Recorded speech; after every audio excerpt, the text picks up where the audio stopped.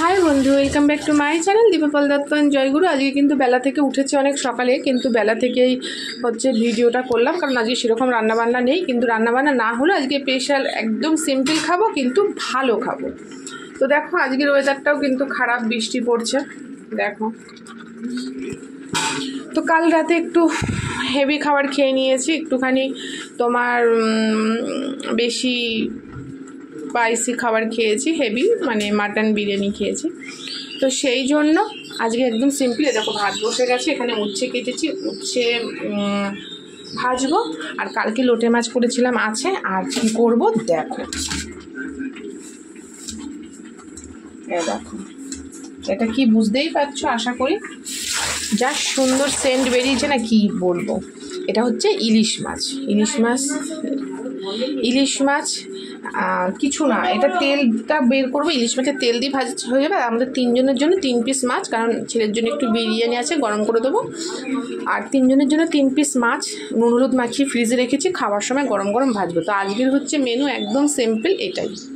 কালকের একটু মাছ আছে, আর উচ্ছে ভাজা, আর ইলিশ মাছ ভাজা গরম গরম, আর ইলিশ মাছ ভাজা তেল দিয়ে আজকে ভাত খাওয়া হবে, একদম সিম্পল খাবার এই হচ্ছে। তো চলো ভাত হয়ে এসছে, ভাতটা নামিয়ে নিই। তো বন্ধু দেখো কড়াতে তেল দিয়ে দিয়েছি, ইলিশ মাছের এই মুড়ো লেদাগুলো ভেজে নেবো, ভালো করে ভেজে নিয়ে তুলবো, তেলটা পরে দেবো। আর একটু তেল একবারে বেশি করে দিয়ে দিই, কারণ ইলিশ মাছের তেলে একটু তেল লাগে। তেলটা দিয়েই তো খাওয়া হবে আজকে, তাহলে তেলটাই কি হবে, গন্ধ হবে। একবারে তেল দিয়ে দেব।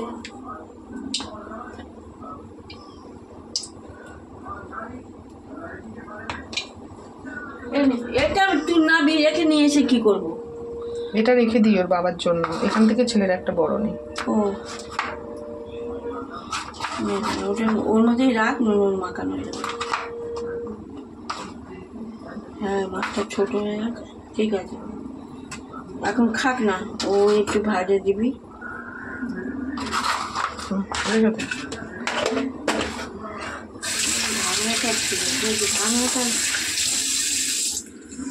তো বন্ধু তেল একবারে একটু বেশি করেই দিয়েছি, কারণ গন্ধ হবে। ইলিশ মাছের তেল তো আর বেশি তেল হয় না, তার জন্য গন্ধ হবে, তো সেই জন্য।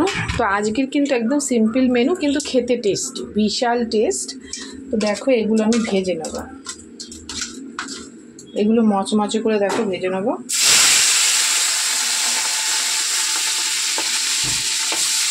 আর এটা হচ্ছে ইলিশ মাছের তেল, এটা আমি পরে দেবো, নাহলে পুড়ে যাবে। আর এটা ছেলের জন্য এখন ভাজা করব। তো চলো এটা ভাজা হোক, ফাঁকাগুলো ভেজে নিয়ে মাছটা ভেজে তুলে রাখবি, তেলটা দিবি। চলো এগুলো ভাজা হোক, তোমাদের সাথে আবার পরে দেখা করছি। আজকে একদম সিম্পল রান্না, কিন্তু টেস্টফুল রান্না। তো চলো।